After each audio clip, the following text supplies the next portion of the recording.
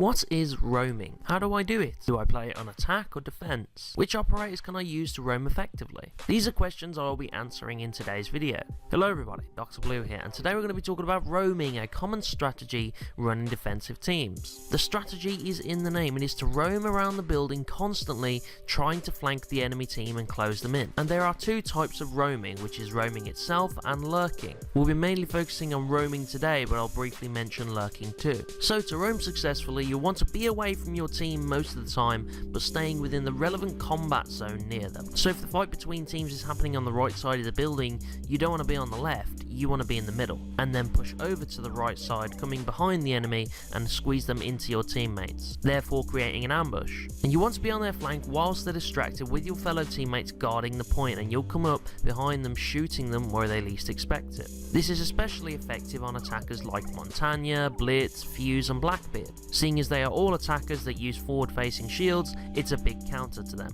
So of course you figured out by now that roaming is a defender's strategy, but who should you play to roam? Well, some key features you want from a roamer is small or limited equipment. And what I mean is you don't want someone like Capcan because of the fact that he has to set up tripwires in unsuspecting locations, which means in the preparation phase, playing Capcan, you'll be all over the map with him. And another thing you want from roamers is their speed. They need to be quick to flank the enemy and escape. So again, playing Capcan as a roamer is not really ideal. And also, if you can help it, you want to limit the amount of noise you make so the enemy doesn't hear you coming. This will be easier on console, but it's important all the same. You also want a fast and hard-hitting weapon to take down enemies quickly, especially if there's a group of them. So sometimes that'll be a shotgun and other times that'll be an assault rifle. So which operators fit this description? Well, the two big picks for roaming right now are Caveira and Jaeger. Caveira is built for roaming, with her legitimately having no special equipment but having a special ability instead: Shadow Step and her fast speed. Her Shadow Step ability allows her to move silently, and she's also able to take down enemies with her silenced pistol. Once the enemies are down, you can interrogate them for teammate locations, making her ideal for being a roamer. The other big pick is Jaeger. With his trophy systems that you lay down quickly, and your fast speed and decent assault rifle makes Jaeger a fast and hard hitting operator, and quite cheap too. Not too good in a head-to-head duel, but good for sneaking up on people, which roamers should be doing in general. Technically, you could roam with any operator you wanted to, but there are operators better suited to it than others. And apart from the aforementioned operators, other alternative picks for roaming might be Castle, Pulse, Bandit and Frost. Some people say Rook because his equipment is very quick to deploy, but he's also very slow and noisy, so I wouldn't recommend him. Now, whilst roaming sounds like a hell of a lot of fun, you can't all be roaming at the same time, because if you're all roaming and no one's defending or guarding, you'll leave the objective wide open and the strategy just doesn't work. Communication is key to both roaming and lurking. Say if you're lurking, which is hiding nearby where the enemy team wouldn't expect you, your teammates can communicate to you when the enemy team have passed you, and you can come out from that hiding spot up behind them and ambush them. And for roaming it works the same way. If you know where the enemy are, you can run to them and help your teammates, because you've been told where to go. I want to show you a couple of clips of roaming, in one instance where it's turned out horribly and another where it's become round winning. So here I am playing Jaeger on defense on Chalet, and I start setting up my trophy systems not on the wall so my teammates don't break them with their reinforced walls, but trying to place them near doors or in the general area to save my fellow defenders. Not that that's useful on this clip, as you'll see later. But anyway, I leave the room and start making my way up to one of the windows to start peeking and get some early picks. A guide for another day. So I decide to start peeking, and having good faith that my team will hold the area, I can back them up by coming down the stairs or crossing the hallway. Unfortunately, when I was peeking, I didn't know exactly where I was looking from my window, and no one had spawned on there anyway, so I didn't spot anyone. And as you'll see during and throughout this video, that map knowledge is absolutely vital to being a good roamer, because you need to know where the enemy will be, where they'll come through, and where they'll spawn, especially if you're playing Jaeger, who is more of a spawn peeking character.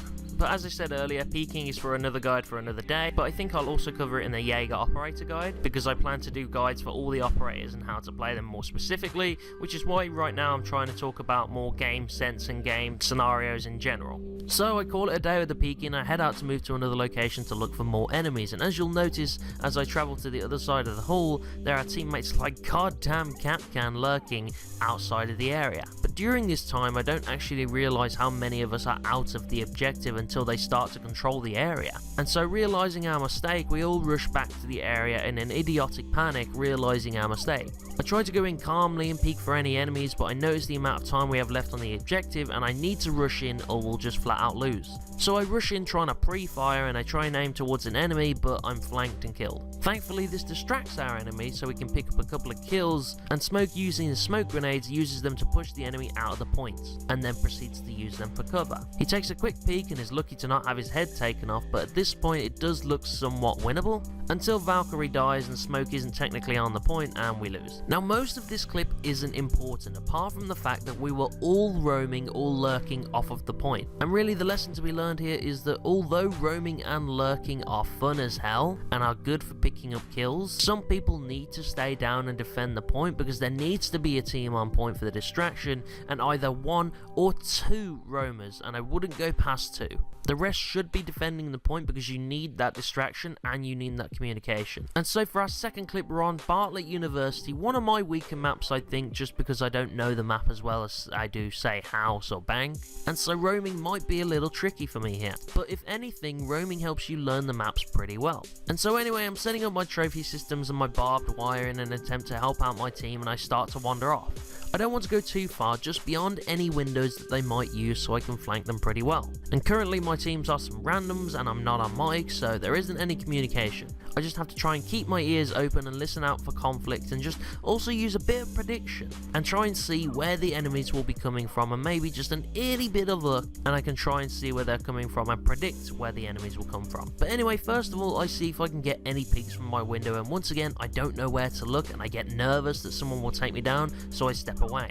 I then hear an explosion or flashbang below me and I start making my way towards the noise and spot Blackbeard and drop him. Really I should have approached from the balcony because that would have been more unpredictable, but I got the kill all the same. So then I reload my weapons and I move away from the kill because his teammates may be closing in on that position, which I can then use to my advantage and get a good flank going. And so that does happen and I take a few shots at Ibana, but I mess it up and realise it's time to flee. As Jaeger, you've not got a lot of armour, so you can't take many hits and you don't want to stay in prolonged duels. Anyway, so I sweep back around and try and use the main door to the library, checking for any enemy entry points that I can along the way. As a roamer, you're going to be running around the building a lot, so you've got to check that you're not flanked all the time. So checking for enemy entry points was key to me getting actually to the library alive, because enemies could be coming in from multiple angles. And to my surprise, I catch Frost on the left and absolutely eviscerate her, but that wasn't where the bullets that were fired in the room came from.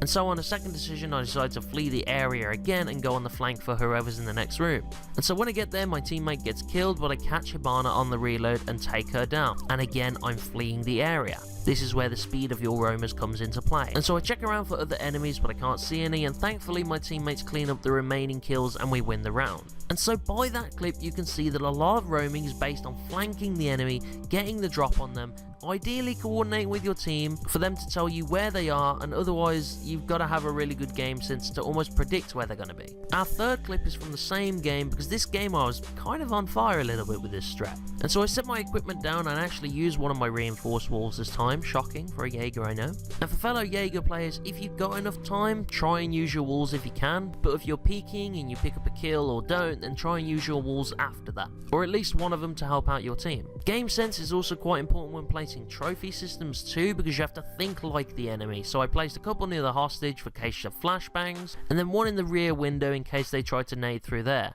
Then I placed my barbed wire on the common window entry point, so instead of peeking at the beginning I used my wall and wander off just a little bit outside the library and get ready to jump on the enemy as they come through to attack our library. And try and peek later on, but you really have to try and get the enemy as they come out of spawn, because otherwise you won't really see them. So I back off from peeking, and again I hear a flashbang go off downstairs, so that's my cue to be coming onto a flank. And as I said, I don't know the map that well, so I go the longest way possible, but I find my way back eventually. So long, in fact, that one of our teammates is taken out because I wasn't there helping.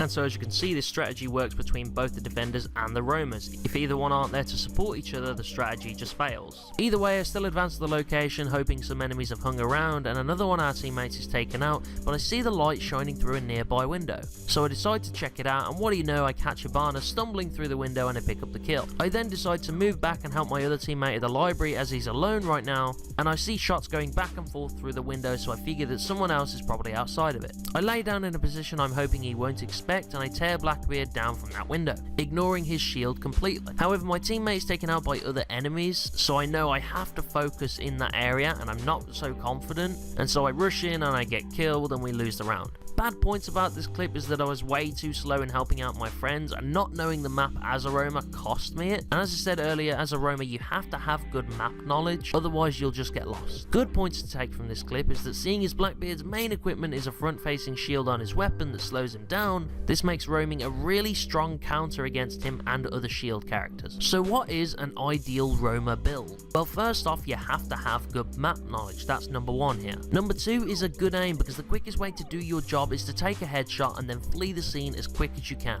Number three, you don't really want to stay in prolonged duels against people, because if you're playing the correct characters for this job, you'll not really have a ton of armor. Number four is your game sense, knowing how to think like the enemy, predicting their movements and coming in from unpredictable angles. Number five is good communication with your team, coordinating ambushes for the attackers, and if you aren't talking in-game, which if that's the case, I suggest you start because it really helps you win games. But if you haven't, then you've really got to keep your eyes and ears open. Guys, I hope this guide has helped you learn more about the alternative defense strategy of roaming and ambushes, and how you can use it to your advantage to win games, get the drop on the enemy, and not only improve your rank, but also your communication in game. So anyway, thank you guys for watching. Hope you enjoyed the video. If you liked it, leave a like. If you want to see more, subscribe. I've been Dr. Blue, you've been my audience, and I'll see you guys next time.